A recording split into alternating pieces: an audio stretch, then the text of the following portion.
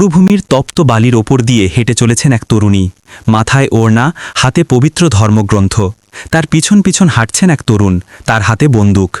কিছুক্ষণ একসঙ্গে হাঁটলেন, তারপরে পিছন খেতেই গুলিতে ঝাঁঝরা করে দিলেন তরুণীকে। হত্যাকাণ্ডের ঘটনাটি ঘটেছে পাকিস্তানের বালোচিস্তানে। মৃত তরুণীর নাম বানো বিবি। সম্প্রতি বাড়ির অমতে আহসানুল্লাহ নামে এক যুবককে বিয়ে করেছিলেন তিনি। এটাই বানোর অপরাধ। একটি গাড়ি থেকে টেনে নামানো হলো এক যুগলকে। সবাই তাদের ঘিরে দাঁড়িয়ে। স্থানীয় ব্রাহাবি ভাষায় তারা কিছু একটা বোঝানোর চেষ্টা করছিলেন, কিন্তু তরুণী অনড়। এরপরে তরুণীর হাতে পবিত্র গ্রন্থ দেওয়া হয়।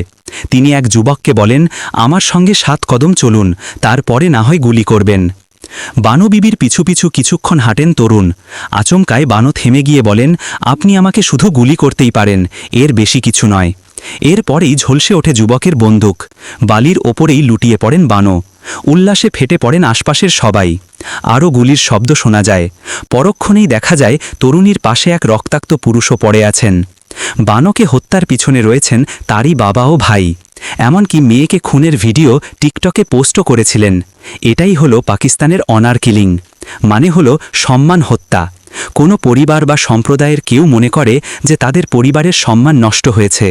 যেমন কেউ বাড়ির অমতে প্রেম করছে, বিয়ে করছে বা অনৈতিক আচরণ করছে, তাদের শাস্তি হিসেবে পরিবারের কেউ তাকে হত্যা করে। আপনি যদি এই গল্পের বানোর ভালোবাসাকে অনুভব করতে পারেন, তবে সাবস্ক্রাইব করুন, লাইক দিন, কমেন্ট করে আপনার অনুভূতি জানান। আমাদের সঙ্গে থাকুন আরও গল্পের জন্য। ধন্যবাদ।